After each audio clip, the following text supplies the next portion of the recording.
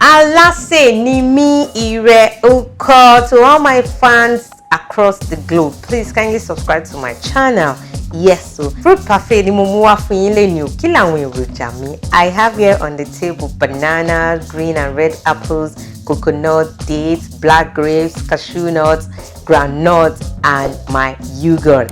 Exactly. So báwo la ṣe ń ṣe? Kẹ́ mú cup yín, kẹ́ ṣe kíni, kẹ́ da yogurt sí. Tẹ́ bá ti da yogurt sí, kẹ́ wá mú banana àti red apples àti green apples. Ẹ ṣáà rí tí wọ́n ra máa gbélé lóní tóní bẹ́yẹn. After that, mo wá rọra da yogurt sí. Ẹ ṣáà rí tí mo ṣe rọra da yogurt sí. Lẹ́yìn yẹn mo wá da black grapes sí. After black grapes, mo wá ṣe kíni, mo wá da dates sí. Ìyẹn dabino. After tí mo ti da grapes sí tán, mo wá rọra add coconut sí àti groundnut. Mo tún wá top ẹ pẹ̀lú yogurt dada because you need to be generous with your yogurt.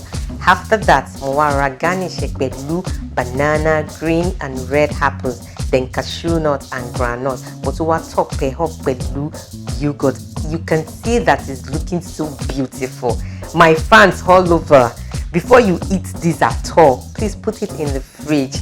Kẹjẹ chill a bit, then you enjoy it. Àmọ́ tẹ́ bá wá rí pé like gbogbo bó ṣe kọ́ wọrin pẹ̀lú nuts, cashew nuts is too much in it, that you just want just fruit parfait, which is just fruit alone. Please, this is another one in another cup tí mo fẹ́ ṣe fún yín, which is ordinary fruit. Ẹ da yogurt sí. Tẹ́ bá ti da yogurt sí inú cup, kẹ́ wá fi banana sí. After that, kẹ́ tó wá da ọ̀pọ̀lọpọ̀ yogurt sí. Please be generous, like I said, with your yogurt. After that, kẹ́ wá da red apples sí. Lẹ́yìn yẹn kẹ́ tó wá da more of yogurt sí. Lẹ́yìn yẹn kẹ́ wá da green apples sí. After tẹ́ bá ti da green apples sí tán, kẹ́ wá ṣe kíni, kẹ́ wá da more of yogurt sí. After the yogurt again, mo tún wá fi banana sí.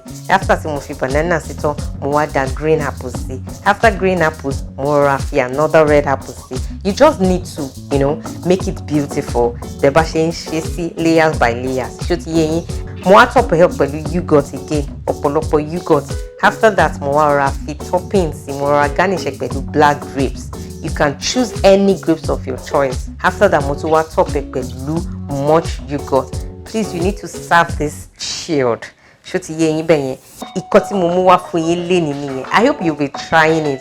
Please let me know in the comment section if you love this my recipe. And please kindly subscribe and share my videos with family and friends. Ire o, lọ́jọ́ gbogbo.